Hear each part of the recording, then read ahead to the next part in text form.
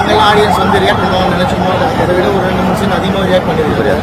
கௌதம் மேனன் சாருக்கு, ராதா ரவி சாருக்கும் ஒரு எக்ஸ்ட்ராடினரி ரெஸ்பான்ஸ் இருந்தது. கிளைமேக்ஸில் தீபாக்கா சீன் ரொம்ப எமோஷனல் இருந்தது. நாங்கள் அதை என்ன பிளான் பண்ணமோ அது நடந்திருக்கு. இப்போ எல்லாம் பார்த்துருப்பீங்க. ரொம்ப தேவையான பண்ண இந்த டைமுக்கு அப்படின்னு சொன்னாங்க. போதை வந்து இந்த நாட்டை வந்து எவ்வளோ சீரழிச்சிட்டு இருக்கு. இன்னைக்கு இளைஞர்களுக்கு மத்தியில் எவ்வளோ பெரிய பிரச்சனையாக இருக்குது. அதை சுற்றி என்ன அரசியல் நடக்குது, ஒரு ஒரு தப்பு நடந்துச்சுன்னா அதை மறைக்க ஜாதியை வச்சு எப்படிலாம் விளையாடுறாங்க அப்படின்றத பொறுத்து தான் பண்ணியிருக்கோம். ஒரு சினிமாவாக சொல்கிறப்ப அதுக்கான வீரியம் ரொம்ப அதிகம் சார். நான் தனிப்பட்ட கருத்தை தான் பார்க்கணும்.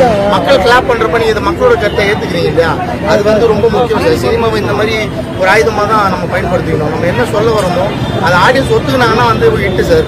எத்தனை பேர் கிளாப்ஸ் பண்ணாங்க பார்த்தீங்களா, அம்பேத்கர் ஐயா பற்றி சொல்றப்பவும் அந்த படத்தோட ஒரு விஷயம் நடக்கிறப்போ எவ்வளோ ரெஸ்பான்ஸ் இருந்துச்சு பார்த்தீங்களா. அதுதான் மக்களோட கருத்தை பிரதிபலிக்கிற ஒரு இடத்துல தான் நான் இருக்குதுன்னு நினைக்கிறேன்.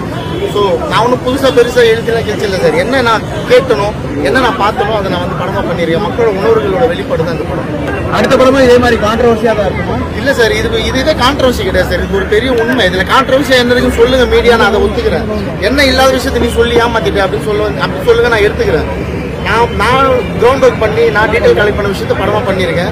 இந்த மாதிரி ஒரு மக்களுக்கு வந்து மக்கள் பழக்கத்திலே இருக்கிற ஏதாவது அவங்களுக்கே தெரியாமல் இருக்கிற சில விஷயங்களை சொல்லணும்னு நினைக்கிறேன். கண்டிப்பா இந்த மாதிரி ஒரு சர்ச்சைக்குரிய பொருளாவே படம் பண்ணணும்னு ஆசை இல்லை சார்.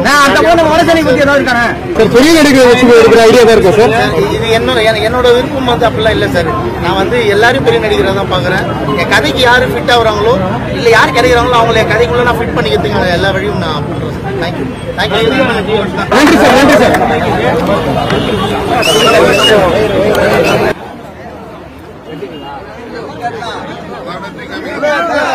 இந்த மாதிரியான ஒரு படம் சத்தியமா எதிர்பார்க்கல. மேக்கிங் லெவல்ல எனக்கும் மேக்கிங் தெரியும்டா, எனக்கும் வித்த தெரியும்டான்னு காமிச்சிருக்காங்க படத்துல. அன்எக்ஸ்பெக்டடுங்க. கௌதம் மேனன் சாரு இந்த அளவுக்கு ஸ்கிரீன் பிரசன்ஸ் கொடுத்து